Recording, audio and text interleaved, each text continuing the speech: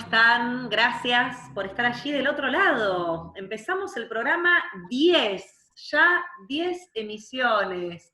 Mis queridas y bellas compañeras, Telma Fardín, Carolina Fernández. Vamos, chicas. Hermoso, hermoso esto que hemos logrado. Bien, hoy tenemos invitades muy distintos y muy geniales todes. ¿Quiénes son nuestros invitados, Telmi? Así somos, esa es nuestra costumbre, hacemos unos buenos maridajes entre nuestros invitados. Tenemos a Alejandra Pérez, abogada de familia. Vamos a estar charlando sobre un montón de dudas que surgieron en este contexto de cuarentena, con Guido Lorenzino, el defensor del pueblo de la provincia de Buenos Aires, y con Gabriel Solano, legislador porteño por el Frente de Izquierda. Chicas, con Gabriel me han inventado un romance en algún momento, así que conozco a la compañera, todas esas pavadas que nos hacen. Así que también estaremos hablaremos de cosas importantes y también de alguna que otra boludez. Me encanta, así tiene que ser, para compensar todo. Bueno, yo les quiero mostrar que aquí, quiero que las vean así en forma entera, quienes están escuchándonos a través de Spotify. Les cuento que tenemos manzanas y pera de Río Negro. ¿Por qué digo pera? Porque es una especialidad muy concreta que se llama Pacantriuf.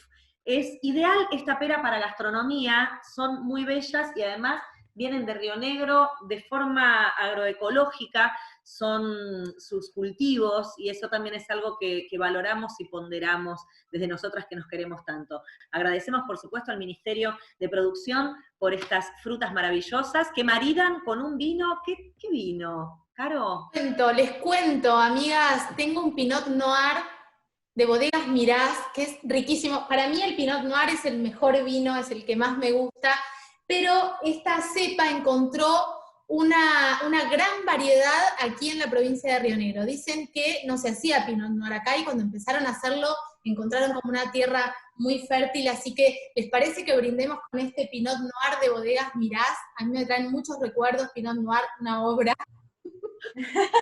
Por supuesto, salud. Esperemos que al programa le vaya mejor que a la obra, chicas.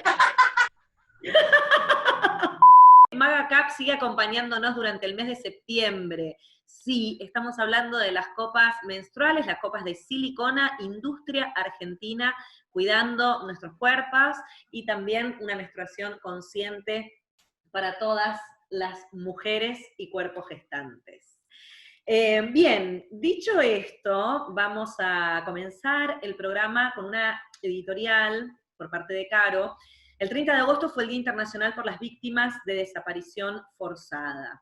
Y la editorial de Caro tiene que ver con este tema.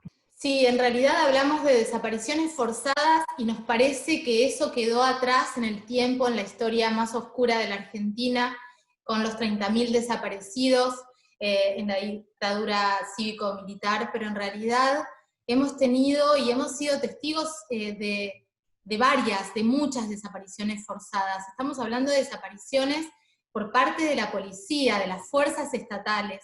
Se habla de una máquina, y una máquina sistemática. La máquina de desaparecer no se detiene. Eso es lo que se dice, eso es lo que está, y eso es lo que también estamos viendo hoy con la noticia más actual, con la persona desaparecida más actual en esta democracia, que es Facundo Astudillo Castro, que desapareció el 30 de abril, que todas las miradas apuntan a la policía bonaerense, aquella policía donde muchas veces se le dijo maldita policía, que lleva más de 40 muertes en lo que va de la cuarentena.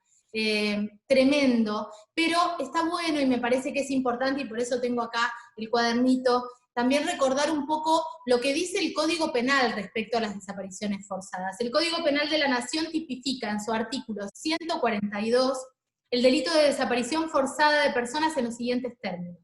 Se impondrá prisión de 10 a 25 años e inhabilitación absoluta y perpetua para el ejercicio de cualquier función pública y para tareas de seguridad privada al funcionario público o a la persona o miembro de un grupo de personas que, actuando con la autorización, el apoyo o la aquiescencia del Estado de cualquier forma, privare de la libertad a una o más personas cuando este accionar fuera seguido de la falta de información o de la negativa a reconocer dicha privación de libertad, o de informar sobre el paradero de la persona. La pena será de prisión perpetua si resultare la muerte. Aquí tengo nombres para recordar. Miguel Bru tenía 23 años y estudiaba periodismo en la Universidad Nacional de La Plata. El 17 de agosto de 1993 fue detenido ilegalmente y torturado hasta su muerte por policías de la comisaría número 9 de la ciudad de La Plata. Iván Torres fue detenido el 3 de octubre de 2003 a los 26 años. La causa terminó con las condenas de los ex policías Fabián Tillería y Marcelo Chemín a 15 y 12 años de prisión por desaparición forzada de Iván. La Corte Interamericana de Derechos Humanos condenó en 2001 al Estado argentino por la desaparición forzada. Esta causa derivó en la tipificación en el Código Penal de este delito en el artículo que habíamos nombrado antes. El 18 de septiembre de 2006, Julio López desapareció luego de declarar en el juicio del represor Miguel Echecolás. Esto lo hablamos con Carlos Rosansky cuando le hicimos la nota. En 2008 la causa fue caratulada como desaparición forzada. A 14 años de su desaparición no hay procesados ni avances significativos para determinar dónde está Julio López. Luciano Arruga tenía 16 años y vivía en La Matanza. Según surge de la causa judicial, fue detenido ilegalmente el 31 de enero de 2009 por agentes de la policía bonaerense. Encontraron su cuerpo enterrado como NN en el cementerio de la Chacarita. Santiago Maldonado tenía 28 años, piel de gallina, chicas. Santiago Maldonado tenía 28 años, era oriundo de 25 de Mayo, artesano y tatuador. Estuvo desaparecido durante 77 días. La última vez que fue visto con vida fue el 1 de agosto de 2017 en el marco de un allanamiento de la Gendarmería Nacional en el Pulof de Resistencia de Cuyamén, en la provincia de Chubut. Se inició la causa por desaparición forzada. Su cadáver fue hallado en octubre de 2017 en el río Chubut. La autopsia estableció que Santiago falleció por ahogamiento por sumersión en el río. Poco más de un año después, 29 de noviembre de 2018, el juez Gustavo Lieral cerró la investigación, dictó sentencia y descartó la hipótesis de desaparición forzada. Sin embargo, en diciembre de 2019, la Sala 4 de la Cámara Federal de Casación Penal convalidó por unanimidad la decisión de la Cámara Federal de Apelaciones de Comodoro Rivadavia, que revocó el sobreseimiento dictado en primera instancia respecto del gendarme Emanuel Echazú, único imputado en la causa. Además, dispusieron continuar con la investigación con un nuevo juez de instrucción. Tremendo que además de todas las desapariciones forzadas, la justicia siga siendo cómplice de este accionar sistemático, perverso, inmortal, que todavía tienen las fuerzas estatales. La Correpi habla de más de 90 asesinatos en lo que va de la cuarentena en manos de la policía, y como decíamos al principio, más de 40 asesinados por la policía bonaerense. 30 de agosto, Día Internacional de las Víctimas de desaparición forzada.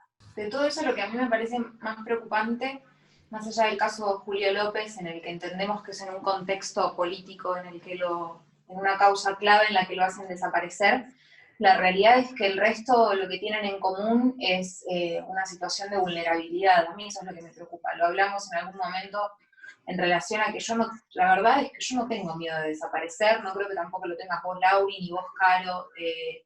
No, tenemos otros miedos nosotras por nuestra condición de mujer, pero no esta sensación de vulnerabilidad frente a las Fuerzas Armadas. Y eso es lo que es preocupante, porque entonces, ¿cuáles son los requisitos que hay que cumplir para tener la posibilidad de ser desaparecido, ¿no? Esto es lo tremendo.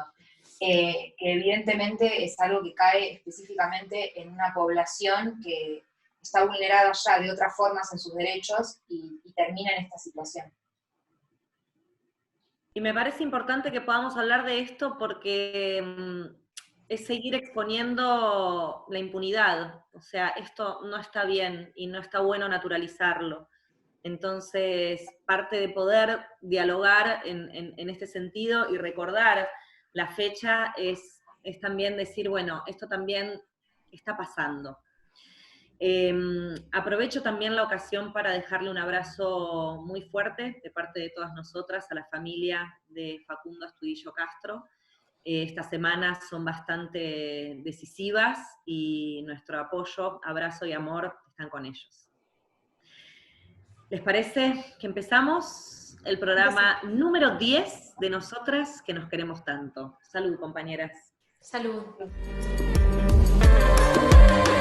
Bien, vamos a presentarles a nuestro primer invitado del día de hoy. Es el señor Gabriel Solano, dirigente del Partido Obrero, legislador por la provincia, por la ciudad de Buenos Aires, perdón, mejor dicho, por el Frente de Izquierda, y está aquí entre nosotros. Gracias, Gaby, con toda la agenda tapada que tenés y con el nacimiento de tu tercer hijo, Joaquín. Gracias por atendernos. No, gracias por invitarme. Y bueno, aparte ahora tiene cierta facilidad, porque uno pone la computadora, no hay que desplazarse tampoco tanto. Pero bueno, gracias por la invitación. Nosotras siempre empezamos las entrevistas con un textual, y yo encontré este tuyo, que menciona lo siguiente. El presidente Fernández oculta que hay casi 400.000 personas viviendo en villas, que los trabajadores tienen un salario inferior a la canasta familiar, que los jubilados les sacó la movilidad y una parte de la población no puede pagar el alquiler. Así estamos en esta mitad del año 2020. Esto lo mencionaste en relación a la totalidad de lo que estamos transitando, ¿no es cierto? Creo que Alberto Fernández pronunció un discurso en Santa Fe, la provincia de Santa Fe, porque estaba inaugurando algo sobre la hidrovía ahí de Río Paraná. Y dijo, la ciudad de Buenos Aires es una ciudad, no me acuerdo la palabra que usó, ahora no me viene la palabra, pero una ciudad rica, quiso decir, una ciudad con mucha riqueza. Algo que ya en el pasado también lo había dicho la actual vicepresidenta, presidenta Cristina Fernández de Kirchner. Y yo dije, ojo con esto, ojo con que Buenos Aires es rica. Buenos Aires tiene todo lo que ahí vos leíste, 400.000 personas viviendo en villas, la ciudad de Buenos Aires, es más del 10% de la población de la ciudad, es muchísimo. Tiene un salario promedio que está muy lejos de la canasta familiar. La precarización laboral está creciendo a niveles alarmantes, sobre todo entre las pibas, entre los pibes, la gente más joven que labura. El sistema educativo está en crisis. Entonces, cuando se dice que Buenos Aires es una ciudad rica, yo no comparto eso. Y en general, lo que veo es que detrás de esa afirmación, lo que se está buscando es quitarle el presupuesto a la ciudad en las próximas negociaciones sobre la coparticipación federal. Y yo dije, bueno, si vamos a ir contra los ricos, yo me prendo, yo soy de Frente de Izquierda, del Partido Obrero, pero vayamos contra el FMI, vayamos contra los fondos de inversión que se le acaba de reconocer una deuda en el 95% del capital. No vayamos contra una ciudad que tiene un presupuesto acotado y enormes falencias. Entonces este es el punto que quise decirlo ahí. Después hay un tuit por ahí, si lo buscás capaz que no lo encontrás, que también había dicho en su momento Cristina Fernández de Kirchner, referido a que Buenos Aires supuestamente es una ciudad con riqueza, diciendo, en Buenos Aires tienen agua y luz hasta los helechos. Y yo dije, ojo que no, si la gente de la Villa 31 no tiene agua, en la Villa 1114 no tienen agua, y todo esto se puso de manifiesto con la crisis del COVID. ¿En qué quedó? Contame cómo está ahora la situación en el proyecto que presentaron para declarar esenciales a los laburantes que están ayudando en este momento a las familias, los que le dan de comer todos los días, los que paran la olla. ¿En qué quedó ese proyecto que me pareció súper interesante y muy valioso? Mirá, lo presentamos, hicimos el otro día una actividad en el Obelisco, ahí con todas las medidas que están previstas de cuidado, distanciamiento social, pero vinieron las compañeras y compañeros, digo compañeras antes, porque el 95% son mujeres, las que hacen ese trabajo, esto hay que decirlo claramente, exponiéndose a situaciones muy difíciles, y yo entiendo que cumplen un papel vital, porque nada es más importante que comer. Uno puede dejar de hacer otras cosas en la vida, pero lo que no se puede hacer dejar nunca es comer. Y en los comedores populares, no solo los comedores que, por ejemplo, tienen mi organización, los compañeros del Pueblo Obrero, sino en general, lo digo, comen decenas de miles de personas, y hacen un trabajo esencial, y el Estado, que tendrá que cumplir esa función, ha delegado esa tarea en los comedores populares. Y yo escuché, por ejemplo, el otro día en esa actividad, compañeras que tomaban el micrófono y decían por qué había que aprobar este proyecto, decían, yo llevo un comedor a las 7 de la mañana y me vuelvo a mi casa a las 8 de la noche. En el medio pasó 300, 400 personas. ¿Quién labura 12, 13 horas gratis? No tiene ningún sentido. Si cumple una función que tendría que cumplir el Estado, pero que no la cumple, la cumplen los movimientos sociales, al menos que el Estado reconozca ese trabajo que se realiza con una remuneración y con derechos sociales aparte y laborales. Por ejemplo, no tiene obra social. Ahí decían compañías, yo estoy 13 horas en un comedor. Pasan 300 personas a buscar su comida. Mi peligro de contagio es más alto que una persona que está en su casa. Claro eso. Y si me contagio, ¿tengo obra social? No tengo obra social tampoco.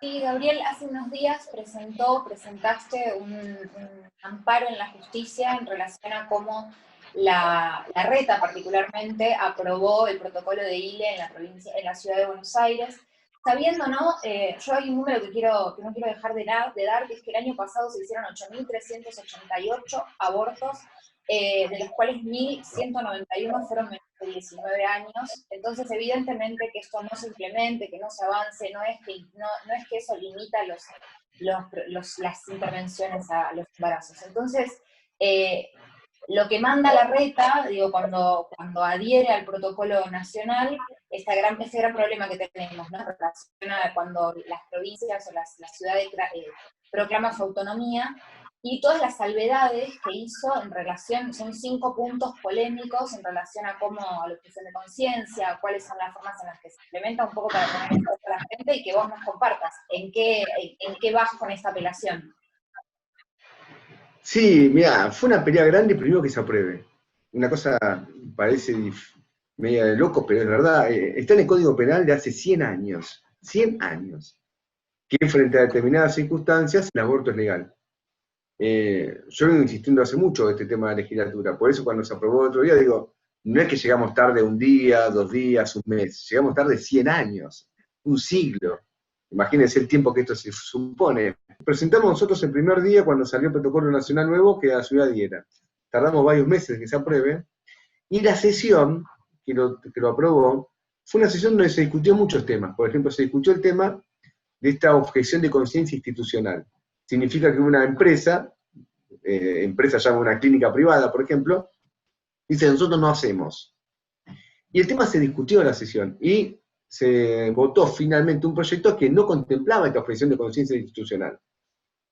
La Reta viene después e interviene con una reglamentación donde modifica la ley en puntos sustanciales. Uno es este de incorporar la objeción de conciencia institucional. 2 es que condiciona el acceso al derecho a una serie de intermediaciones que hacen el tema mucho más largo y engorroso. Crea una especie de grupo en el cual van a buscar convencer a la persona que quiera ir para que no se practique el aborto. Entonces, modifica sustancialmente el proyecto. Y de acuerdo al funcionamiento del régimen político argentino, el Ejecutivo no puede tener capacidad legislativa, no puede cambiar las leyes. Entonces la reglamentación tendría que limitarse a cubrir algún bache que no está establecido en la ley. Pero todo lo que él cambió estaba en la ley. Así que está rogándose, insisto, funciones legislativas. ¿A favor de qué intereses? Esencialmente a intereses de la Iglesia. La Iglesia salió fuertemente a una campaña presionando para que se modifique la ley, fuertemente. Y hasta la mujer de la Reta salió a decir que tenía que la ley vetarse. Pues imagínate hasta dónde llegó. Yo creo que esto tiene que ver con otro problema, es que no solamente está pasando esto en la legislatura, sino que en el Congreso Nacional, que debiera avanzarse con el aborto legal de ahora mismo, no se está avanzando. Se invoca la cuarentena como problema, pero yo no creo que ni la cuarentena, ni la pandemia, ni el COVID hayan producido mágicamente que deje de haber abortos. Sigue habiendo abortos y lamentablemente se siguen haciendo en lugares clandestinos. Bueno, argumentan en relación a por qué no se está tratando el proyecto de aborto legal, seguro y gratuito a nivel nacional, tiene que ver con esto que vos decís en el contexto y que también se saturaría, se estresaría el sistema de salud que está en un momento crucial, cuando la verdad es que sabemos que siguen llegando las pibas en condiciones aún peores porque vienen de hacer espacios clandestinos. Digamos algo sobre esto, digo, se está pudiendo a través de Zoom votar una reforma judicial y no se puede el aborto legal, seguro y gratuito. Yo creo que el tema de fondo es otro. El tema de fondo acá es que hay una enorme presión de la Iglesia, y el gobierno, el nacional, el de Larreta, en general, todos, ¿no? Utiliza mucho a la Iglesia como una de las formas de control social ante un crecimiento tan fuerte que existe en Argentina de la pobreza, de la indigencia, que realmente es pavoroso ese crecimiento. La última encuesta que yo vi daba que en los pibes, en las pibas, ya es el 60% la pobreza. Entonces la Iglesia cumple un papel de regimentación en todo esto. Y es un tema importante, entonces nadie quiere romper con la Iglesia porque le deben muchos favores. En realidad mi pregunta tiene que ver con la educación, con el rol de los y las docentes, y con la... Vos hablabas de, bueno, en el momento que hay que salir a defender a los trabajadores y a las trabajadoras, acá estoy. ¿Qué pasa con los sindicalistas? ¿Desaparecieron del mapa? ¿Se fueron al Caribe? Las direcciones sindicales de este país son, con las excepciones del caso, lamentables. Lo de Badaer es un ejemplo de eso, pero no es el único ejemplo. Están firmando acuerdos con las empresas de reducción del 25% de los salarios nominales.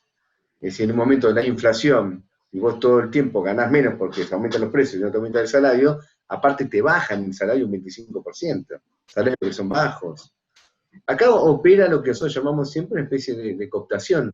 Una parte importante de estos dirigentes sindicales, que nosotros los llamamos burócratas sindicales, es una palabra que un día la podemos discutir con más detenimiento, pero es un tema clave, cumplen una función fundamental.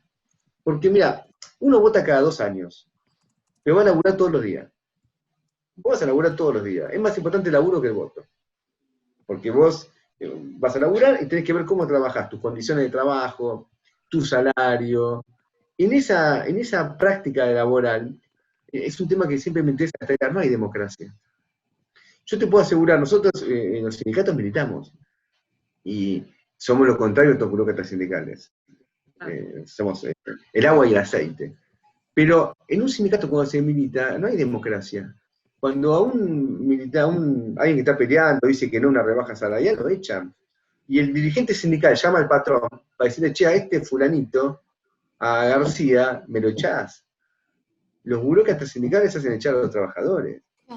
Justamente porque tienen la función de perseguir a los activistas. Ahora se va a cumplir, para nosotros es un tema muy importante como Partido Obrero, se va a cumplir el próximo 20 de octubre, el 10º aniversario del asesinato de un compañero nuestro, Mariano Ferreira. No sé si recuerdan el tema, fue asesinado ahí en el barrio de Barracas, acá en Capital, un lugar más lejano del país, en Capital, y cuando se fue el juicio, se terminó condenando por cadena, se le dio 16 años y 17 años a Pedraza, que era el dirigente sindical de la Unión Ferroviaria, que se lo condenó por homicidio. Otra cosa que me parece importante en esta entrevista, que es cortita, pero está bueno ir por todos los temas, tiene que ver con las políticas públicas que están hoy implementando, digo, a nivel nacional, respecto al sostén de diferentes rubros, de diferentes actividades. Y siempre te muestran el sostén con, le damos $8.000 millones a tal grupo, y eso, lo que le llega al trabajador o a la trabajadora es nada, es algo que no está planificado para realmente sostener el salario. ¿Qué se podría hacer al respecto? Porque hay como un discurso que vos lo escuchás, y parece que está buenísimo, pero cuando llegas a tu casa no tenés que comer.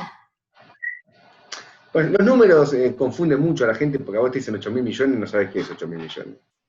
Es decir, sobre qué porcentaje, es decir, qué porcentaje de presupuesto significa eso.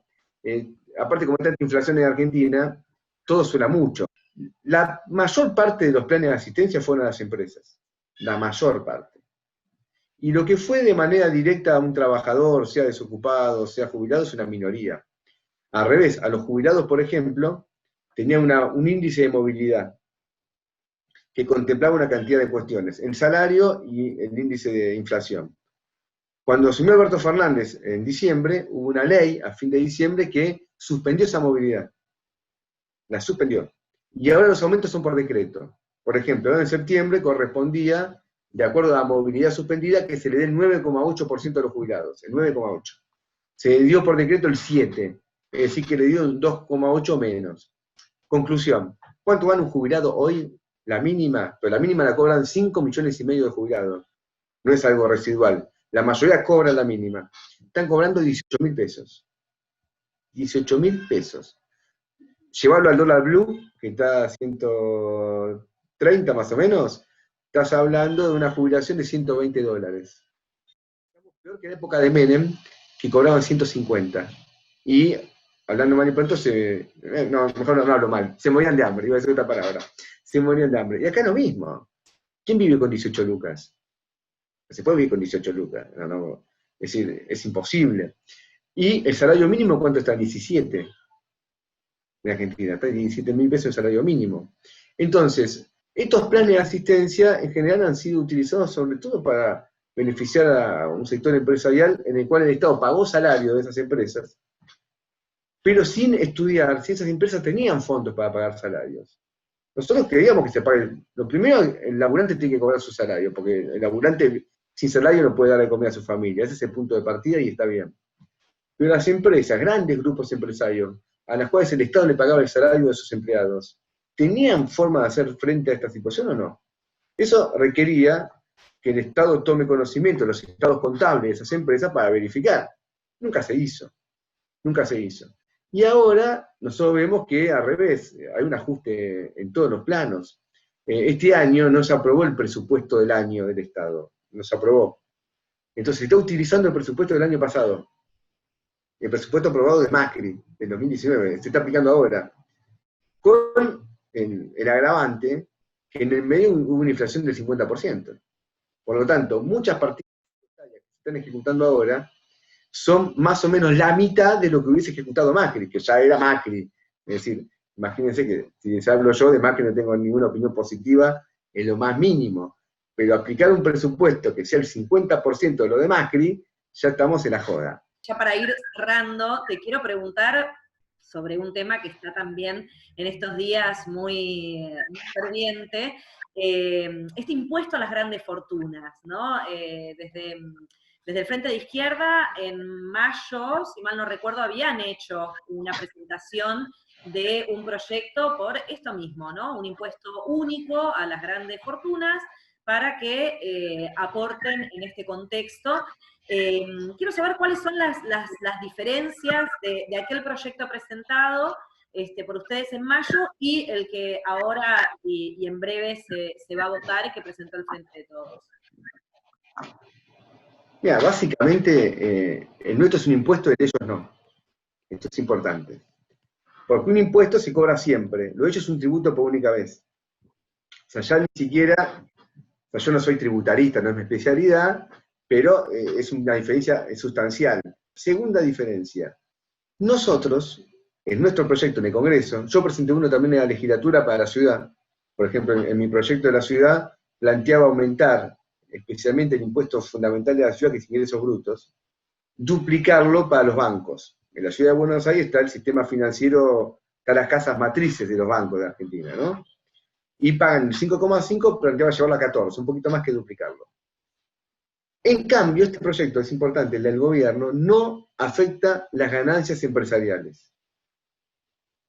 No va sobre las empresas, va sobre personas, no sobre empresas. Dejan afuera las empresas, que las grandes ganancias están ahí. ¿Puedo decir nombre de empresas? No comprometo nada. Por ejemplo, no sé, la empresa Ford, la empresa IBM, la empresa que ustedes quieran, Volkswagen, las grandes empresas. La empresa Total, que es la gran empresa petrolera francesa, todas están instaladas acá. Nadie va a pagar. No va a pagar el capital agrario, es solamente un impuesto a personas. Yo creo que esta parte va a terminar judicializado, porque van a decir que este impuesto se superpone a otro impuesto que es parecido, que es el impuesto sobre los patrimonios, que ya existe. Entonces quizás no termina pagando nadie. Lo largan ahora, yo creo que tiene mucho de humo, y después está, la otra diferencia importante, es cuánto piensa recaudar y para qué se va a gastar la plata. De acuerdo, yo no vi el proyecto de ellos, no leí el proyecto como tal, vi las notas periodísticas. Pero eran bastante precisas, con lo cual en este punto no creo que haya problema. ¿Qué decía la nota periodística? Que de lo que se recauda, un 20% va a ir de subsidio a un plan que se llama gas no sé cuánto, es decir, que va a las grandes petroleras. Va a subsidiar a las petroleras. Es decir, que vos le sacás a un tipo con guita y se la devolvés a un tipo con guita, porque las petroleras tienen más guita que el tipo con guita. Después otro 20% va a las pymes. La palabra pymes, ojo con las pymes, porque detrás de pymes se esconden realidades muy diversas. Por ejemplo, capaz que el peluquero, yo vivo acá en el barrio de Montserrat, tengo al lado de mi casa una peluquería. Si el tipo está inscrito legalmente, no sé, nunca le pregunté, figura como pyme. Pero el tipo labura él solo, es decir, el tipo es un laburante. Ahora, una empresa que tiene 300 empleados también es pyme. Nosotros planteamos una recaudación mucho más alta con nuestro impuesto, porque va justamente a las ganancias empresariales, y la función que pretendemos darle es una función social fundamental, es decir, atender la crisis, por un lado sanitaria, con la pandemia, pero más en general, todos los impactos que ha tenido la crisis social, que van a ser quizá más, van a perdurar más en el tiempo que las propias cuestiones sanitarias, ¿no? Así que bueno, eso lo vamos a ver, pero yo creo que lo del gobierno, digo, tengo la sospecha que esto es humo, como tantos humos hemos visto en los últimos meses, que se anuncian cosas que después no pasan, Vicentini después se vuelve para atrás. Esto está pasando en muchos terrenos y, digo, es mi sospecha. Con este gobierno, es mi impresión, tenemos Ministerio de Ambiente, pero se queman los humedales. Tenemos Ministerio de Mujer, pero no tenemos aborto legal. Tenemos Ministerio de Trabajo, pero hay 800.000 despidos desde que empezó el año. Entonces, vos creás una burocracia estatal y todo el mundo está contento porque tengo ministerio, pero después las temáticas que interesaban a la población, lejos de resolverse, se agravan. Mirame a los ojos, Gabriel. ¿Qué pasó con Telma Fardín? No. Fue un tema, acá está Telma, digamos, lo puede decir ella. Fue una cosa que a mí me llamó la atención, porque digo, realmente no nos conocíamos, y creo que vino una actividad que yo iba a hablar, y ni siquiera nos cruzamos para decirnos hola. Y después aparece toda una historia. Pero bueno, a partir de ahí me di cuenta que si pensaba que los medios no mienten, mienten muchísimo. Y gracias, Gaby, por tu tiempo, por esta charla, y seguimos encontrándonos por ahí. Gracias. Bueno, saludos. Gracias, Gaby.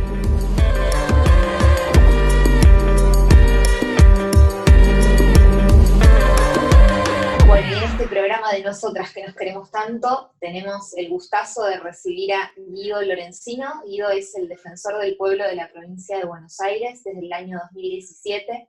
Guido, nosotras tenemos la costumbre de empezar nuestras entrevistas con un textual para enmarcar un poco a quién estamos recibiendo, y tu textual dice: pretendemos ayudar a construir políticas públicas en aquellos lugares donde las políticas no están. Me parece que está bueno en esto que estamos tratando de hacer nosotras en cada uno de nuestros programas, enterarnos de cuáles son nuestros derechos, cuáles son las funciones. Digo, hay como toda una desconexión a veces entre los ciudadanos y cuáles son las funciones que tienen diferentes puestos del Estado. ¿Cuál es el rol? Vamos a arrancar bien básico. ¿Cuál es el rol del defensor del pueblo? ¿Qué te podemos pedir y qué no? Bueno, ¿qué tal? ¿Cómo están? A todas y a todos los que nos están viendo.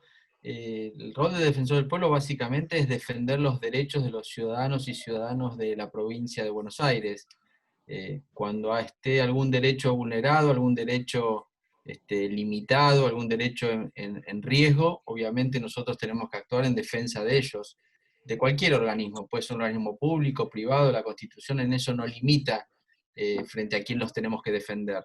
Y en ese marco, obviamente, nosotros lo que decimos: si sos bonaerense o vivís en la provincia de Buenos Aires, nuestra responsabilidad es defenderte frente a quien te esté atacando, y así lo hemos concebido nuestra gestión en estos 3 años y medio. Y en ese marco, obviamente, el espectro es bastante amplio. Puede ser una empresa de servicios públicos, puede ser el accionar policial, puede ser la decisión de un juez, puede ser una empresa privada, lo que sea. Así que ese es el cariz con el cual nosotros trabajamos todos los días, con esta consigna que vos planteás. Se pidió el juicio político a través de la Defensoría del Pueblo a los jueces Daniel Carnevale, Gómez Urso y a Javier Viñas. ¿Crees que realmente estamos encontrando la manera de marcarle la cancha? Porque a mí me angustia saber que uno de estos jueces pudo pedir la jubilación anticipada, se la aceptó la gobernadora anterior, María Eugenia Vidal. ¿De qué manera podemos corregir eso, se puede volver atrás y que realmente se sepa que estamos mirando a la justicia y que no se puede sacar un fallo, y menos en este contexto histórico en el que estamos levantando la voz y marcando la cancha de cuál es la perspectiva de género que le pedimos a la justicia? Quiero antes hacer un comentario que creo que te lo dije a vos alguna de las veces que nos acompañaste como madrina de los eventos que hicimos en Noviazgos Violentos, estas charlas que damos con nuestros equipos. La verdad que cuando vos saliste a la luz pública con mucho coraje a contar tu verdad y poder construir desde ahí un escenario, una mirada, a muchos, sobre todo a mí en particular, nos generó toda una mirada de cambio interno, de reflexión, y bueno, tengo la posibilidad de eso poder construirlo en un espacio público y en un gran equipo de trabajo y tratar de atravesarnos todos por la perspectiva de género. Yo me siento alguien que está en un proceso de deconstrucción, de cambio, y como toda persona que se convierte y cambia, soy muy militante del tema, tal vez con muchas limitaciones aún, pero muy militante del tema. Y en ese marco de ser muy militante, la causa de Lucía es un tema no solamente institucional, sino personal, así se lo dije a la mamá y así lo trabajamos desde que salió el fallo tan injusto y tan aberrante en ese juicio donde los absuelven del femicidio a estos asesinos.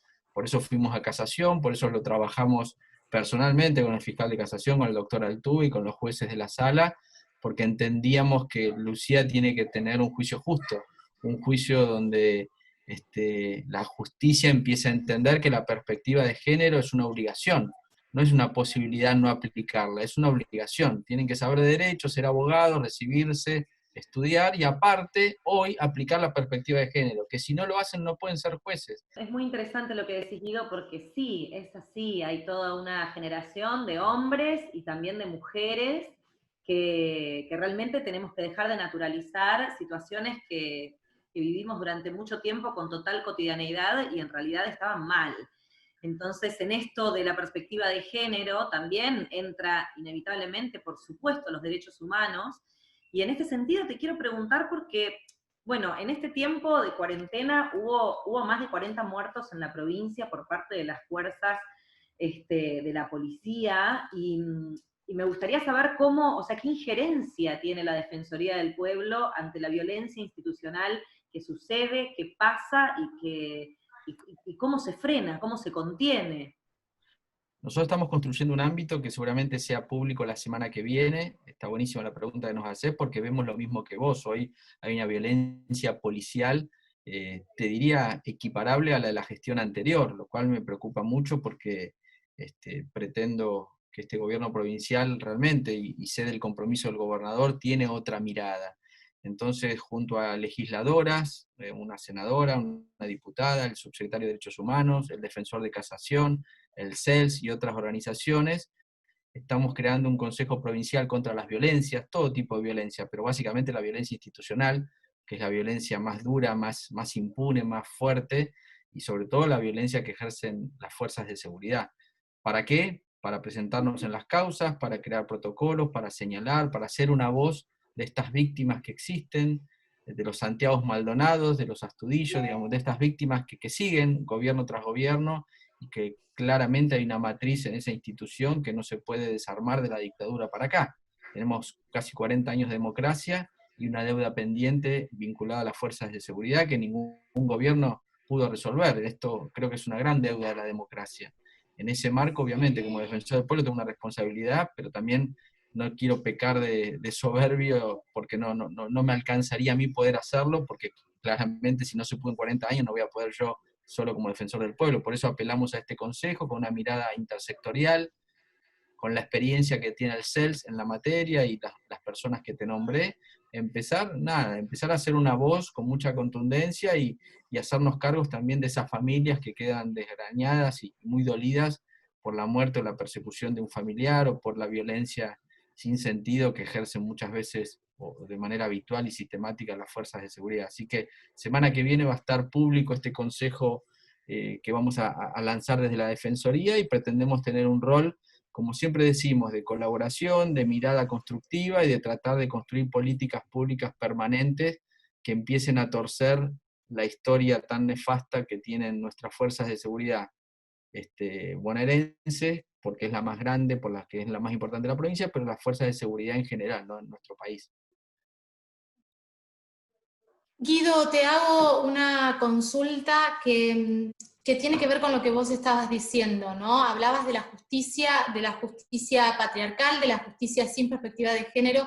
En este sentido, la Corte Suprema de Justicia de la Nación anuló un fallo en la provincia de Río Negro, un fallo del Superior Tribunal de Justicia por no tener perspectiva de género, y hay muchos casos en provincia de Buenos Aires donde víctimas de femicidio todavía no tienen justicia. Está buenísimo que sepamos que esa puerta se puede golpear porque nos genera muchísima impotencia a nosotras como parte de organizaciones feministas. Pero quería ir con otro tema que también lo nombraste al principio, el tema de los servicios. En esta cuarentena están haciendo lo que se les canta.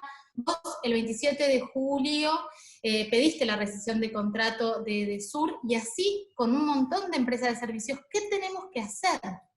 Bueno, hoy tenemos servicios públicos, luz, gas, agua, internet, que son malos como siempre, pero son impagables en muchos casos. Después de los 4 años de la última gestión, nos quedaron cuadros tarifarios que realmente a todos se nos fueron por 5, por 6 o por 10 veces a lo que pagábamos anteriormente. Edesur es el emblema de la desidia, del mal servicio, de tener plata y no invertir. Es la desidia y es la muestra del paradigma falso que se había construido en el último tiempo, de que había que aumentar las tarifas para que se hagan las inversiones, y que cuando se aumentaban las tarifas se hacían las inversiones. Bueno, eso es mentira, eso no pasó. Lo único que hubo es que la plata de todos nosotras y nosotras le sirvan a los empresarios para girarla a las casas matrices de ellos, pero no hicieron inversión ni con la plata de los accionistas ni con la plata nuestra, con lo cual yo no puedo pensar que los 67 años que le quedan de concesión a Edesur, le quedan 67 años, yo no voy a estar seguramente, siga siendo el mismo servicio tan malo. Bueno, confío mucho en el ENRE que hoy tenemos, en Basualdo, que es una persona que realmente es un especialista, que tiene una mirada muy piola en este tema, pero obviamente hay que desandar un camino que está dolarizadas las tarifas, no hay exigencia del Estado, son contratos que vienen de la época de los 90, estos contratos se suscribieron en la gestión de los 90, con lo cual si uno rescinde un contrato o limita un contrato, después terminamos todos los argentinos y argentinas pagándolo. Entonces hay que ser muy firme pero muy inteligente para poder empezar a ordenar los cuadros tarifarios. Hoy en pandemia tenemos los cuadros congelados. ¿Qué está sucediendo? Están congelados el aumento de tarifa, pero todos estamos consumiendo más porque estamos en nuestras casas.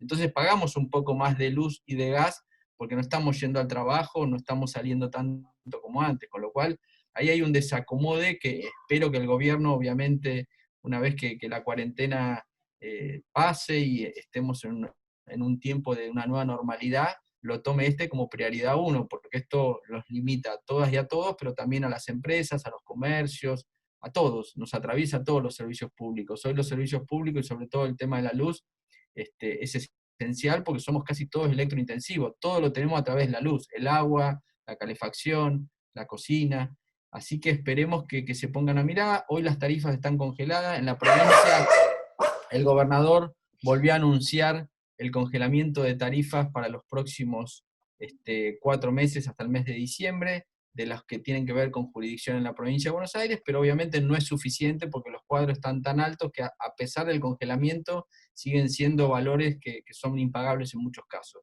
Hablando de aumento y de congelamiento de tarifas, el gobierno nacional y esta medida en relación a Internet y a esta necesidad que se vio claramente con esta pandemia, digo, a veces hacen falta este tipo de sacudones universales para que nos demos cuenta, bueno, que ya estábamos en otra instancia y que es un servicio esencial, evidentemente, poder conectarnos, sobre todo para las criaturas, porque el nivel de desconexión de muchos niños, niñas, que se cree que no van a volver al colegio después de este contexto, la Defensoría del Pueblo está tomando partido en ese sentido. Digo, hay polémicas que uno no puede entender, como el hecho de que la gente esté en contra de que se quiera generar esto como un recurso necesario para toda la sociedad. ¿Está tomando de alguna forma la Defensoría del Pueblo partido? Sí, obviamente, nosotros celebramos la decisión del Gobierno Nacional, nos parece que hoy el servicio de telefonía y el uso del Zoom que tenemos como una cosa habitual, todos nos atraviesa a todos los sectores y a todas las clases y a todos, porque realmente es una herramienta de trabajo, de conocimiento, de conexión, y creo que está genial que sea un servicio público esencial. Obviamente vuelve acá a primar este teorema que yo decía que es falaz. El congelamiento de tarifas no tiene que ver con la falta de inversión. Yo permanentemente me quedo sin el monopolio de FiberTel que me deja sin cable día por medio. No es un problema de falta de recursos porque son monopólicos, te cobran lo que quieren, con lo cual es mentira que los cuadros tarifarios después se reflejan en un buen servicio. Hay buenos servicios cuando hay Estado presente, un Estado que exige, un Estado que controla, un Estado que regula y usuarios que tienen derechos y se empoderan. Guido, te vamos a seguir molestando probablemente porque es interesante escucharte, sentir que estás ahí adentro, pero que estás como de nuestro lado, ¿no? Del lado del pueblo, y además con lo que se viene, cuando llegue la vacuna, me imagino que también ahí vas a tener un laburo importante para que todos tengamos acceso por igual. Exactamente, me parece que es otra de las cosas que hay que democratizar. La pandemia democratizó, obviamente, el dolor no es el mismo del que no tiene que el que tiene. Está claro que hay dolores diferentes, pero nos democratizó a todos porque nos puso a todos en aislamiento, en cuidados, a todos a riesgo. Obviamente que el que está en una situación económica dramática tiene más exposición al riesgo que otros. Pero bueno, fue una manera de un shock para todos y todas. Así que esperemos que la pospandemia también nos encuentre a todos con la capacidad de seguir viendo esto, que no somos todos iguales, que el dolor no es para todos igual, entonces hay que ser mucho más acogedor y mucho más empático con los que menos tienen, con los que lo pasan mal, con los más vulnerables, y creo que es el desafío nuestro, la Defensoría, de ustedes como militantes, pero también de los gobiernos, ¿no? Provincial, nacional, y en la provincia de Buenos Aires, el rol tan importante de los 135 municipios que hay que destacar. La provincia no se puede gestionar si no hay compromiso en los territorios. 300.000 kilómetros cuadrados requieren de una mirada local de cada intendente, del partido que sea, pero los intendentes son una herramienta fundamental a la hora de la solución de los problemas. Así que, bueno, muchas gracias por la invitación. Gracias a vos, Guido.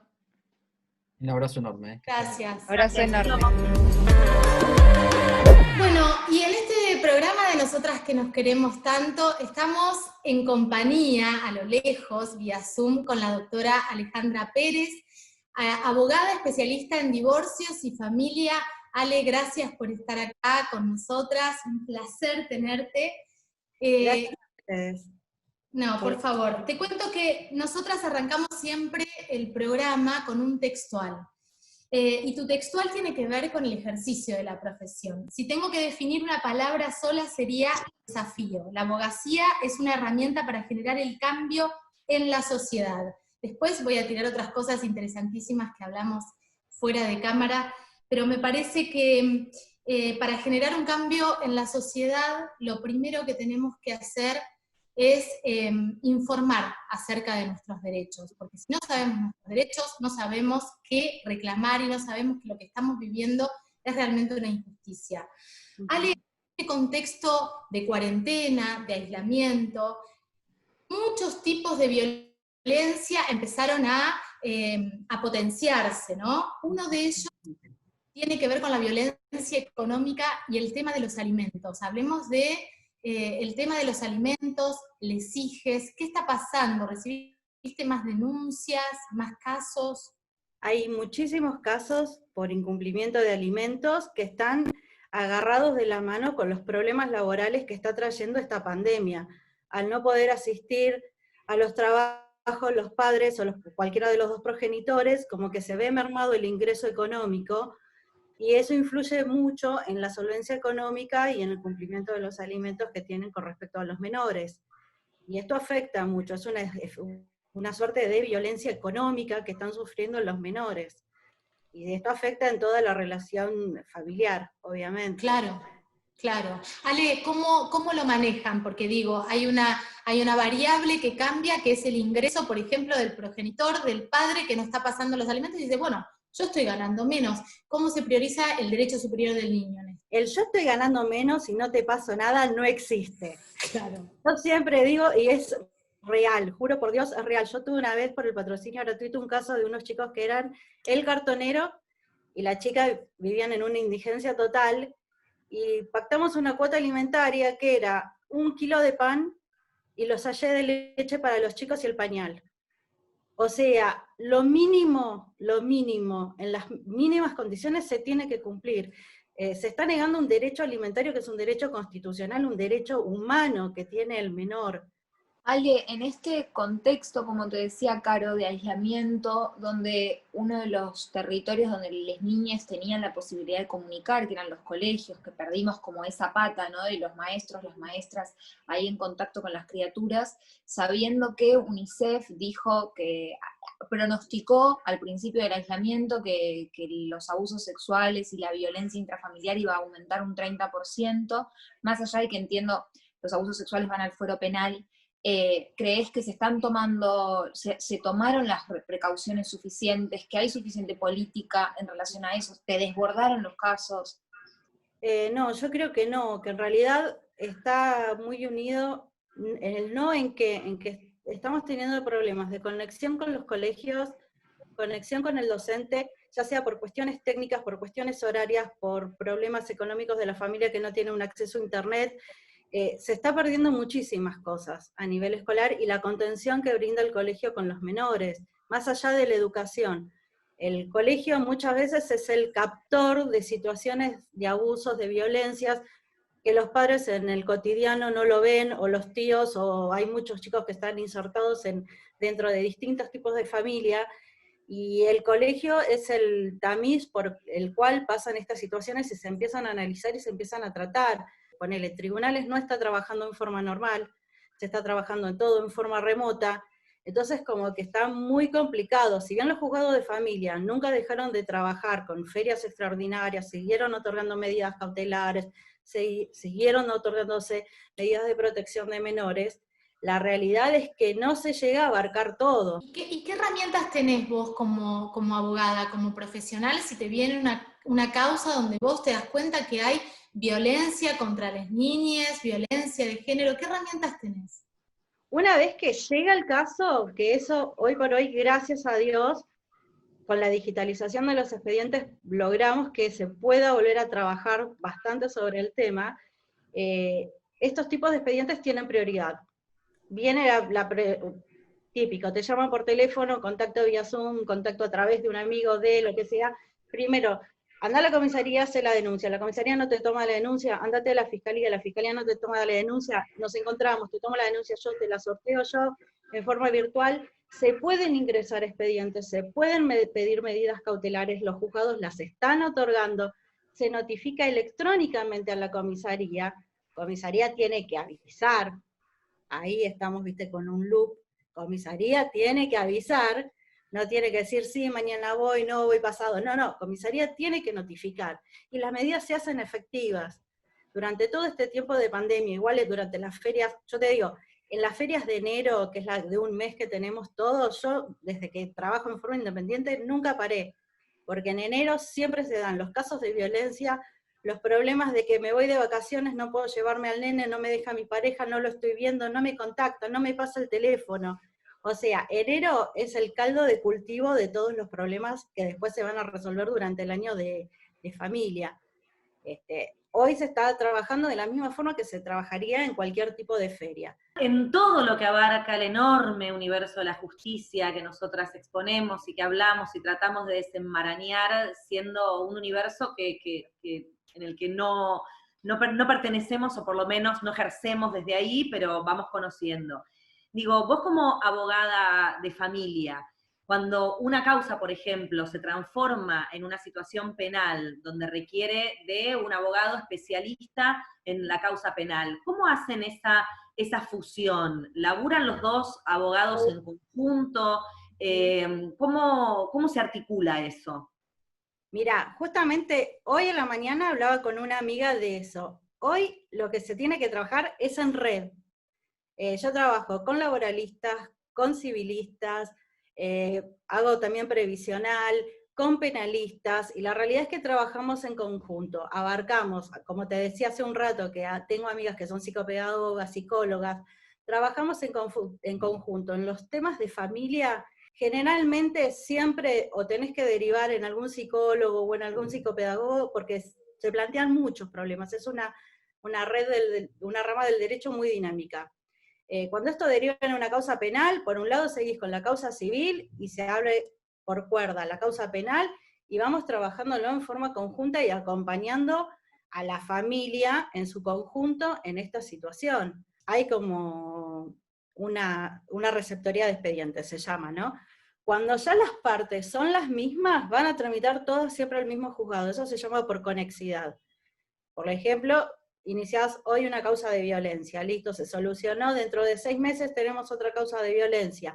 Va a tramitar en el mismo juzgado, porque ya hay un antecedente. Se divorciaron, el divorcio va a caer en el mismo juzgado porque ya hay un antecedente. Eso se llama un pedido de conexidad. Eso es re técnico. La producción de prueba que vos producís prueba, por ejemplo, en el caso penal de abuso sexual de una criatura. La producción, las pericias, digo, el sometimiento con todo lo difícil que es esa producción de prueba, ¿sirve directamente o tenés que pasar todo el proceso de vuelta para generar contenido para la otra causa? No, cuando presentás la demanda, vos planteás que tenés otro proceso presentado y lo podés pedir a effectum videndi, et probandi, esa es la palabra técnica, y te ponen los dos expedientes juntos y trabajan los dos expedientes. Te sirve como prueba ya producida, te podés remitir tranquilamente. Ale, vos haces divorcios, ¿se está divorciando más la gente en cuarentena? Están preguntando mucho, Pero bueno, sí, se puede iniciar los divorcios, se pueden divorciar tranquilamente, pero yo creo que este espacio de cuarentena que estamos atravesando todos está bueno para sopesar. No está todo tan perdido, no hay tantos divorcios. Hay, pero claro, no hay tantos. Bueno, igual me interesaría saber más o menos el costo de un divorcio, porque no es nada barato. No. Es un tema, ¿no? No. También. Soy sincera, ¿viste esos papelitos que están pegados por todos lados que dicen aprovecho, oferta, divorcio, 2 por 1? Esas cosas no, es todo mentira, es todo verso. Tenemos una ley regulatoria, y en esa ley tenemos el mínimo legal que nos establece cuánto tenemos que cobrar, lamentablemente, para todo el mundo. Debe ser el primer filtro, ahí la gente regula y dice, no, mejor no me divorcio. Si lo intentamos de nuevo. En realidad, no hay obligación de poner toda la plata junta, chicas, nunca. Ningún abogado, tenés defensorías, en el caso de que no tengas solvencia económica para poder resolverlo, hay beneficio de litigar sin gasto, ponele que hay bienes y eso te hace una cuantía distinta del divorcio, bueno, ahí lo vas charlando con el cliente, haces algún plan de pago, resolvés, bueno, en el momento en que o vendan la propiedad, o disuelvan esta sociedad conyugal, ahí vamos viendo cómo me empezás a pagar, es charlable, no es un impedimento total, pero hay medios, está el patrocinio jurídico gratuito también, o sea que hay formas de poder disolver el vínculo, que en realidad es súper importante, mucha gente por cuestiones económicas se queda colgado de una pareja y después se despiertan un día con que están embargados y no saben qué les pasó porque el ex era un tiro al aire, o la ex un tiro al aire, y se insolventaron, y vos tenés que responder con el 50% de tu patrimonio porque nunca resolviste el divorcio. Ale, nos quedan un montón de temas pendientes, no hablamos nada de lo previsional, me parece que está buenísimo empezar a entrar en este camino para entender un montón de vericuetos legales y que hay herramientas y que hay puertas donde golpear. Ale, ¿vos tenés matrícula en Cava y en provincia? Tengo en Cava, en provincia, y tengo la matrícula federal, de la Cámara Federal. Tenemos que saber nuestros derechos, no puede ser que no sepamos que acá podemos golpear una puerta, que esto no está bien, que esto, no naturalizar la violencia, no naturalizar un montón de situaciones que vivimos a diario y que nos cuesta mucho de construir. Así que me parece una herramienta súper importante y en ese sentido te lo agradecemos mucho. Ale, gracias.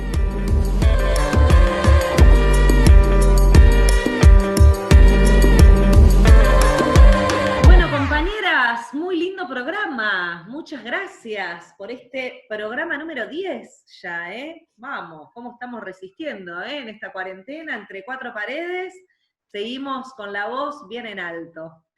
Chicas, ¿cómo vieron a nuestro invitado Gabriel Solano? ¿Cómo lo percibieron? ¿Telmi?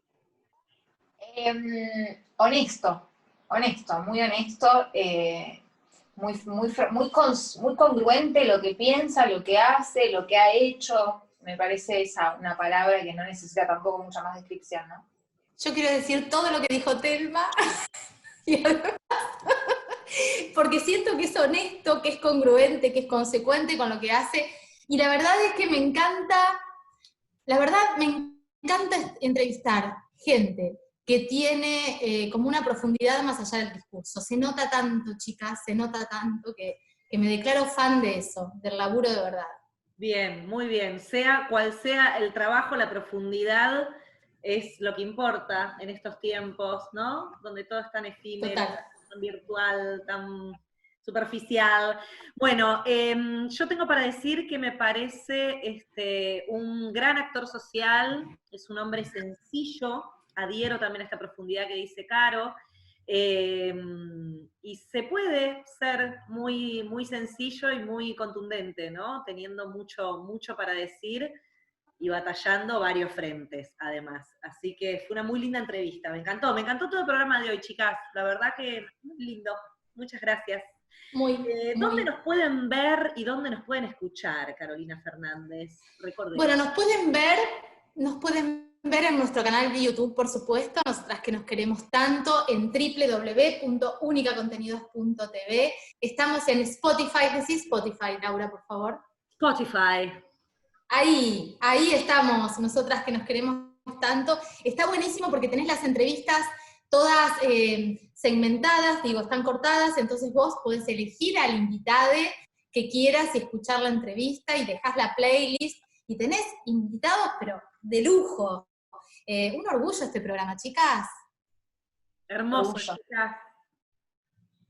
¿Brindamos? Brindamos por estos primeros 10 capítulos. Sí. Y seguimos, por supuesto. Y a seguir. Gracias, chicas.